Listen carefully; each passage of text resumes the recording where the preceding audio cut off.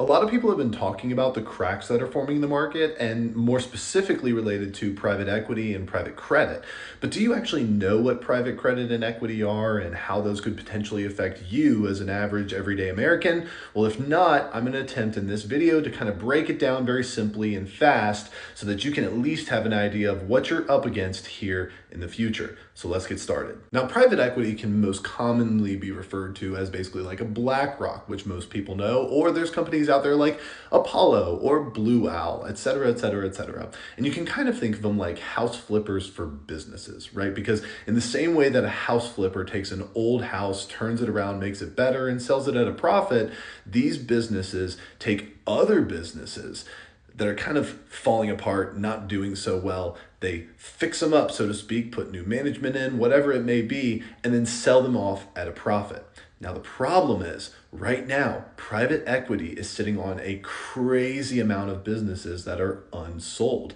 And they bought these businesses, some of which on loans with extremely low rates. The problem is now, of course, rates have gone through the roof compared to where they were a number of years ago. So they're having a hard time selling them off. To put it even more simply, you can kind of think of it like this. When the private equity companies such as BlackRock bought other companies at low interest rates, these deals that they made looked really good. But now that they're trying to sell them off and interest rates are higher, it's going to be a little hard because other companies who are potentially wanting to acquire or investigating whether or not they want to acquire these new revamped companies from a BlackRock are looking at it saying, ooh, interest rates don't really look good. This deal that you're offering isn't great anymore. Now, private equity is largely dependent on people who invest in the company and expect larger returns than you would get with things like treasuries or bonds in return for their investment. But of course, it's a little riskier because equity is going out buying companies and flipping them. And right now, of course, with the situation where they're in, where they cannot sell off these companies they've purchased, investors are wanting out.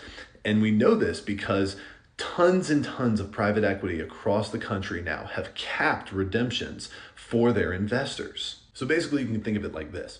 If I was an investor in BlackRock and I was being promised somewhere around a 15% return year over year, but all of a sudden my returns are not looking as great, and I know that the company that I'm invested in, BlackRock, is holding on to tons and tons of these businesses, can't sell them off, I might say, whoa, this looks bad, I want out. The problem is now so many people want out that this could actually tank these equity firms. So they're capping redemptions, sometimes as low as 5 to 7% of what other investors have put in.